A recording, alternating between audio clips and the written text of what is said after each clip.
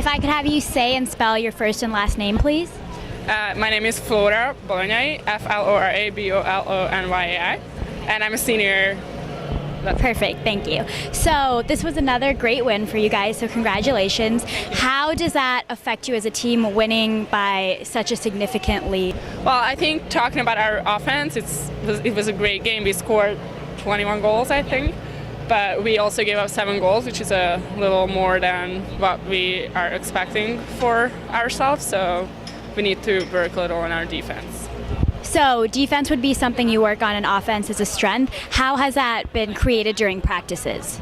We practice both offense and defense, and I'm expecting for next week practice to work more on our defense. You have this brand new pool to play in, and how is that practice-wise, but also just the arena as going into your games? How has it affected you or your team? Well, I think our new pool is amazing. I love the new facility.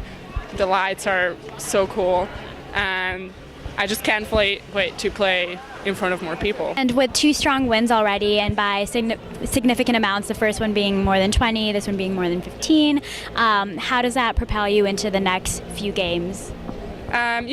Winning big games always boosts your confidence. So I think our 2 previous wins are something that can help our confidence, and we can come out strong for the next games. Perfect. Thank you so much. In their first match at Utengsu Aquatic Center, Monica Vavich scored 4 goals in the win. The players are happy, but they say there are still improvements to make. We got a lot of offense going on, still got to work on defense, because in the end, defense wins championships. But pretty pleased. There's still a lot of improvement to happen, but we got two more months of season, so we have time to improve. Have you say and spell your first and last name, please? Hi, I'm Misty May Trainer, MISTY-TREANOR.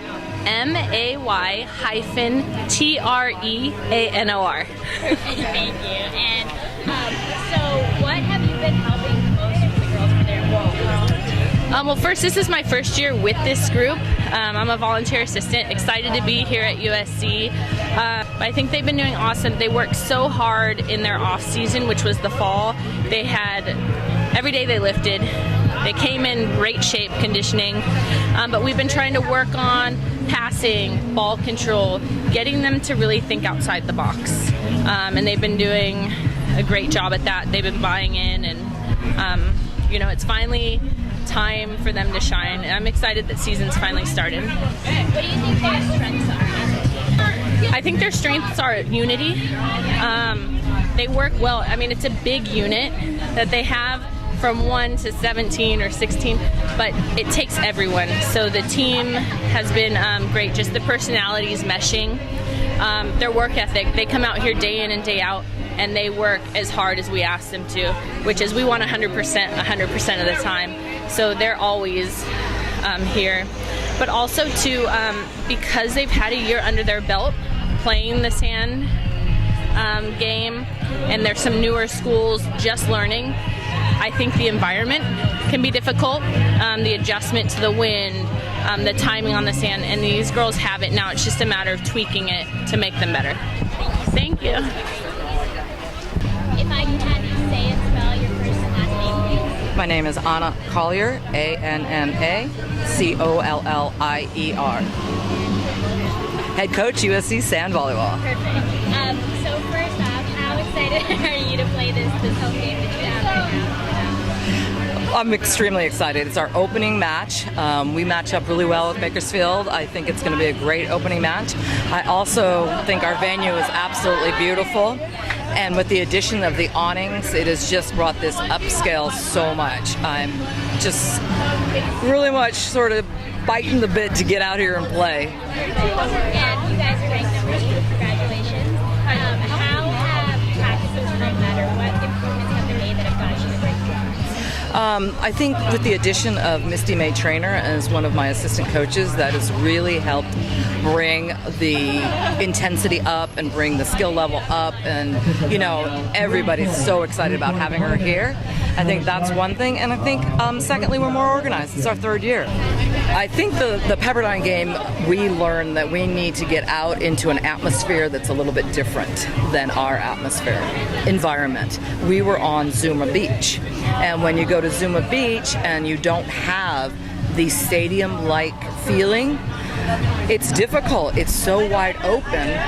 It's a different feel. And our line shots were this far out, and our cut shots are this far out, because you couldn't really have that same depth and that perception that here we've got banners and we have awnings and, stadium.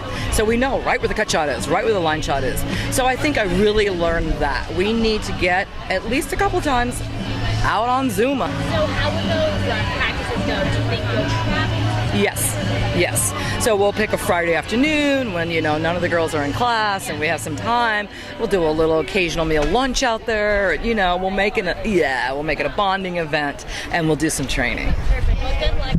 Thank you so much. Guys are ranked number 2 right now. What do you think has led to that ranking and that power that you have? Well, we came out in our first game against Pepperdine, and it was away.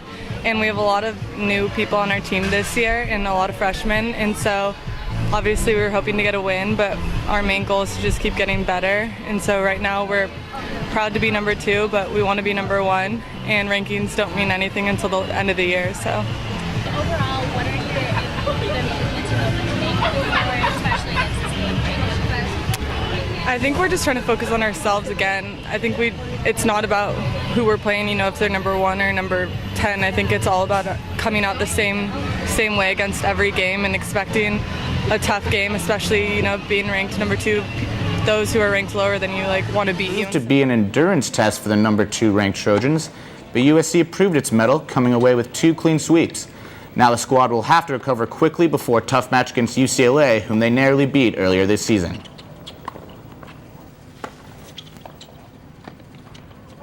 We've been practicing and playing really well, and they're a really good team as well, so it should be a good match. And if we keep doing the right things, I think we'll have a good shot, but they're also really good. So the Trojans will make the short trip to Westwood for the noon matchup, which will be televised by the Pac-12 networks. What's your dream, America?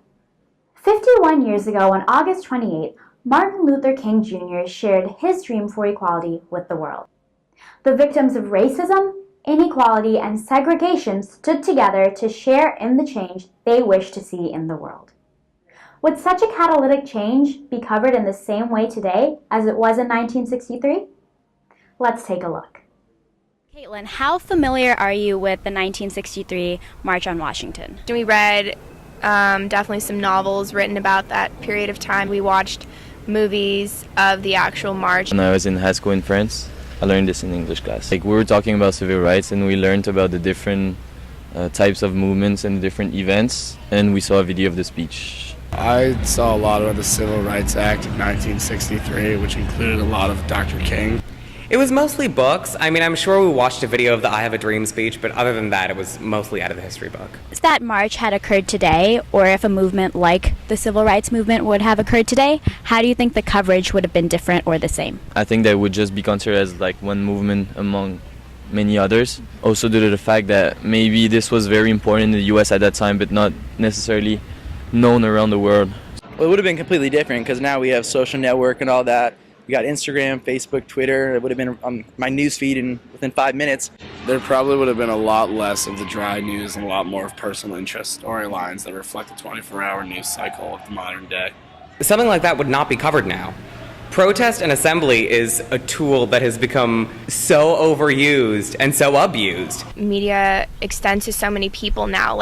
We were lucky to be able to watch that video now in the 21st century, but I'm sure back in the 60s not everyone was able to see that.